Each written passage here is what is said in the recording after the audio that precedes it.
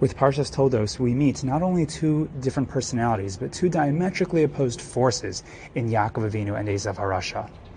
Now, although we think of Yaakov as representing the force of good and Esav the force of evil, it's obviously not that simple. After all, Esav wasn't always a Rasha, and it's impossible to say that he was always destined to be a Rasha, because that would take away his free choice, and that's obviously not fair. That's against God's design.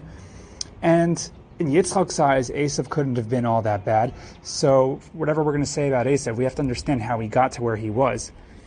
Now, what's strange is that, from the Midrash, it seems that Esav was always destined for evil, because Chazal tell us that from his time in utero, he was breaking free to go to the Beis Avodah Zarah, that he had this tendency towards the most evil kind of a Yetzer Hara. So Esav's mission has to be qualified. How are we supposed to understand Esav?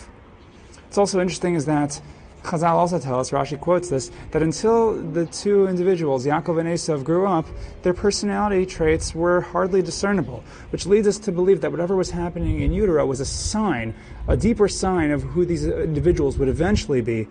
And again, that seems to speak almost to their destiny, but again, how is that fair for Esav? What was Esav's mission, and how is Esav supposed to succeed with what he had in front of him?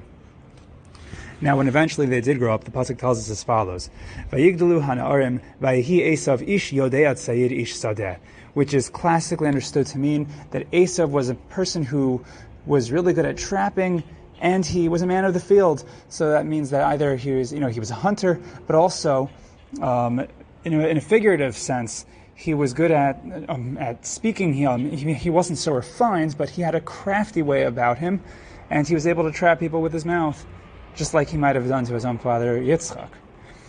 And Yaakov, obviously, the Ishtam Yoshev Ohalim, he was the opposite. He was innocent, he was not so crafty with his speech, and he was wholesome. Now, the Vilna Gaon has a really wild reading of this pasuk about Esav. Vayhi Esav ish yodeat sayid ish sadeh. You'll notice that the pasuk says the word ish twice, which is strange. Says the Vilna Gaon, this is alluding to what we might think of as a mythical creature, but a creature that is discussed in the Mishnayos, known as the Adnei Hasadeh, the master of the field, or the beast of the field. So here the pasuk says, "Vayhi Esav ish yodeat sayir ish sadeh." Esav was a man who knew how to trap. Yodeat sayir ish sadeh. He knew how to trap the man of the field. Now, this creature, the man of the field, had an umbilical cord which attached itself which would attach it to the ground. It would get all of its sustenance from the ground. And this creature, if you would get within its radius, it would maul you to death. And although most hunters would be able to slay the beast by shooting arrows at the umbilical cord and killing the creature, Esav was the only one who knew how to trap the beast alive. Now, what in the world are we supposed to learn from this particular skill, apparently, that Esav had, that he can trap the Adnei Hasadeh? And how does this speak to the mission of Esav? So, in order to explain this, I'll quote you one more wild idea from the Or Gedalia, Rav Gedalia Shor. Rav Gedalia Shor explains that the mission of Yaakov and the mission of Esav were two separate missions that actually go all the way back to Gan Eden. He says that Yaakov Avinu represents Adam Harishon before sinning with the Eitz Hadas, where the mission is to go towards the Eitz HaChayim, the tree of life. That was Yaakov's mission, the mission of Ruchnius, the mission of Torah, the mission that's very clear-cut and simple, just follow the Ratzon Hashem, where it's all obvious. You have the Torah in front of you, that's it. The Ishtam Yoshev Ohalim. But says Rav Gedalia Shor, Esav had a particular mission that was represented, or that represents Adam after eating from the Eitz Hadas. He says Esav's mission was in the Sadeh, out in the world of the Eitz Hadas Tov Ra, the real world, the world that we live in. And in that world, says Rav Gedalia Shor, there's a tarovis, a mixture of Tov and Ra, a mixture of Emes and Sheker. And Esav's job was to succeed in the real world, succeed in the world that has both Emes and Sheker, and his job was to extract the Emes from the Sheker, to succeed in the material world. That was Esav's job, and I believe that talent explains Esav's special skill, which the Vilna Gaon tells us about. The Ish Sadeh, or the Adnei HaSadeh, represents materialism. It literally gets its sustenance from the ground, such that if that cord gets severed, it dies. That represents the material world. And Esav knew how to harness that tree monster. He knew how to capture it alive. He could succeed. Most hunters, they don't succeed by going out there into the world.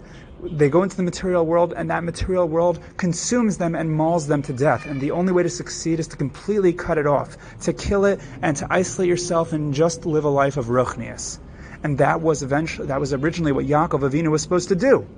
But Esav had a skill. If he wanted to, he had the capacity to go out there in the real world and to succeed in the material world, serve Hashem that way. And Yaakov and Esav were supposed to do that together. Yaakov with the Eitz HaChaim, Esav with the Eitz Hadas, the two of them would succeed. Yaakov in Ruchnius, Esav in Gashmias. So it begs the question then, where did Yitzchak go wrong in choosing Esav? Why was Esav not successful? And the answer is what Rivka saw in Yaakov apparently, and that is that although Esav had the capacity, he did not have the ratzon. He had the capacity to harness the tree monster, to harness the material way of living, to be able to serve Hashem in that area, but Esav let the Yetzer Hara consume him.